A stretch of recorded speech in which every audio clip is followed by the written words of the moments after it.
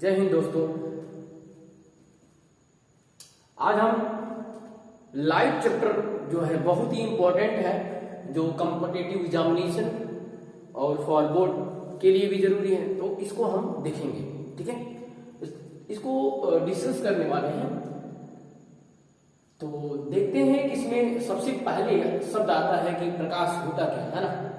तो आपको क्या लगता है कि कोई वस्तु कोई भी देख पाते हैं हम, तो जब उस पर लाइट पड़ती है तो क्या करती है, रिफ्लेक्ट करता है। रिफ्लेक्ट कर कर हमारी आई लेंस से होता हुआ रेटिना पर जाता है, और रेटिना पर हमारा जो है वास्तविक उल्टा प्रतिबिंबता है, जो हमारे ऑप्टिक नर्व से होते हुए मस्तिष्क को जाती है, और वो हमारा वो क्या करता है, वस्तु का फिगर सीधा करके दिखाता है। ठीक है, तो इसमें पूरा जो योगदान है वो लाइट का है ना।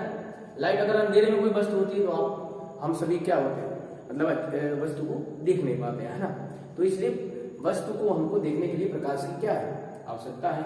तो ये लिखा गया है कि प्रकाश यानी लाइट, प्रकाश एक प्रकार की ऊर्जा है। प्रकाश जो है एक प्रकार की ऊर्जा है।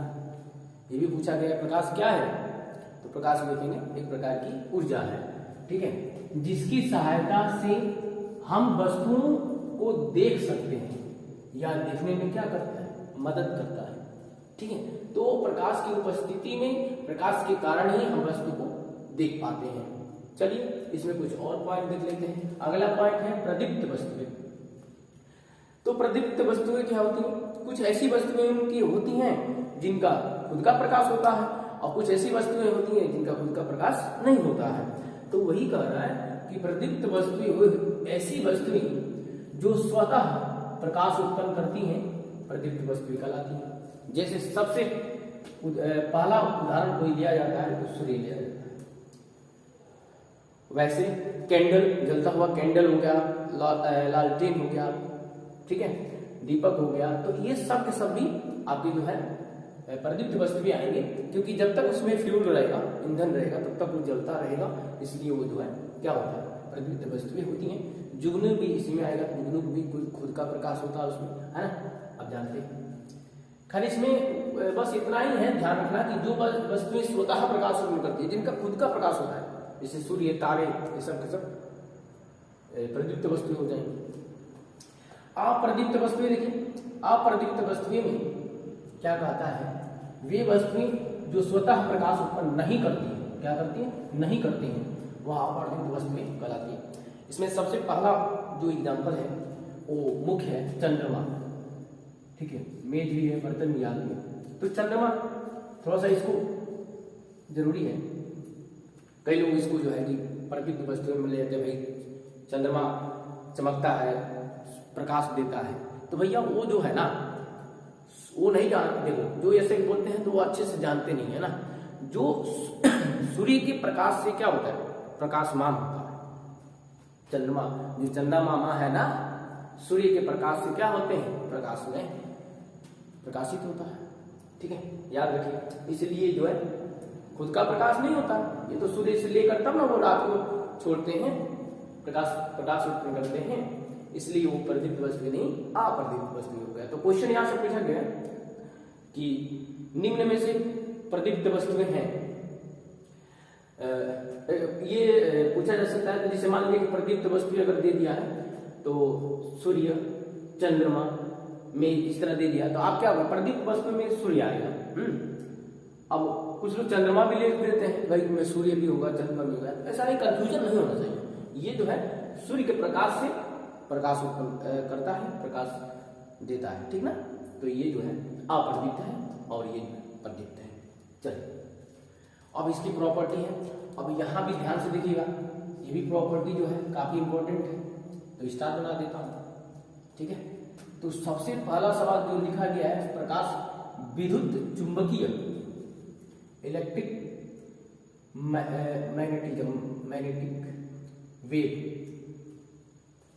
मैग्नेटिक वेव के रूप में क्या करती हैं, चलती हैं। तो ये आपको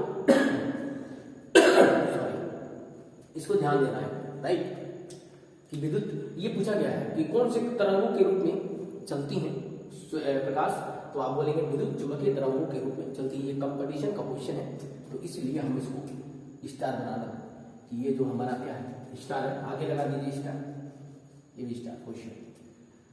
तो अब ये कोई ज्यादा इंपॉर्टेंट नहीं। दूसरा पॉइंट है प्रकाश स्वयं दिखाई नहीं देती लेकिन इसकी सहायता से हम वस्तु को देख पाते हैं। तो इसमें आप समझने वाली बात है कि भाई प्रकाश पड़ता है तभी हम वस्तु को क्या करते हैं देख पाते हैं, तो ये कोई खास इंपॉर्टेंट नहीं।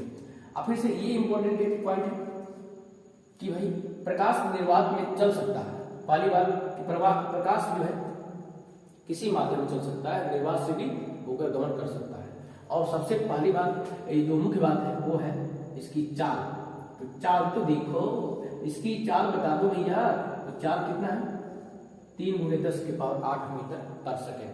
तो ये पूछा गया सवाल है कि जो प्रकाश की चाल होती है कितनी होती है, तो बोल देंगे 3 × 10⁸ मीटर पर सेकेंड। तो ये आपका याद होना चाहिए। चलिए, प्रकाश पारदर्शी माध्यम में, जैसे पारदर्शी माध्यम ट्रांसपेरेंट मतलब जिसमें आर पार दिख जाए, जैसे कांच हो गया, वायु हो गया आदि में से होकर गुजर सकता है, परंतु अपारदर्शी माध्यम, ठीक है, जैसे लोहा लकड़ी आदि में से क्या हो सकता है नहीं गुजर सकता है। ठीक है, समझ आ गया, इसे होकर नहीं गुजर सकता है। ठीक है, ये सब बातें ध्यान रखिए। दो मुख्य बातें होंगी जो कंपटीशन में पूछा जाएगा इससे सवाल।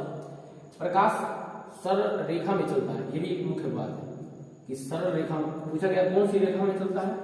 ठीक है, तो बोलेंगे सरल रेखा में चलता है। ये भी 3 पॉइंट हो गया, मुख्य बातें हो गई। अब यहां पे देखिए प्रकाश की किरणें अभिसारी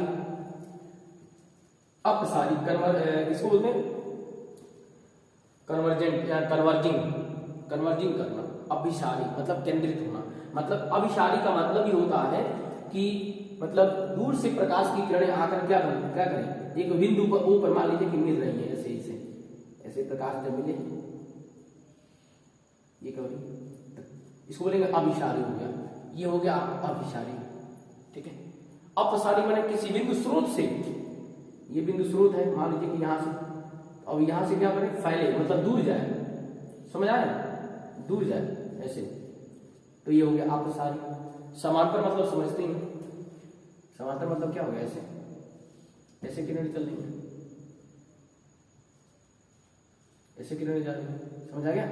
तो ऐसे किरणें जा रही हैं, तो ये पहला हो गया समांतर हो गया, समझ आ गया।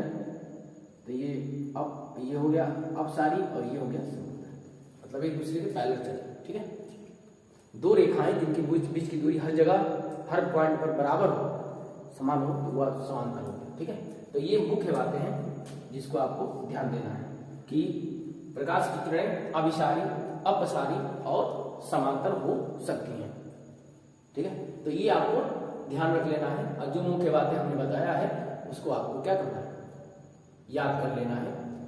तो उसे आपको समझ आ गया होगा, एक बार इसको नोट कर लेंगे, स्क्रीनशॉट ले लीजिए, अब इसको याद नोट कर लेंगे और याद कर लेंगे तो आपका क्लियर हो जाएगा। तो इसे मतलब मैंने बता दिया, ये जितना भी मैंने बताया ना इसमें से 1-2 क्वेश्चन आपको मिल जाएगा, बोर्ड एग्जाम में भी इंपॉर्टेंट है।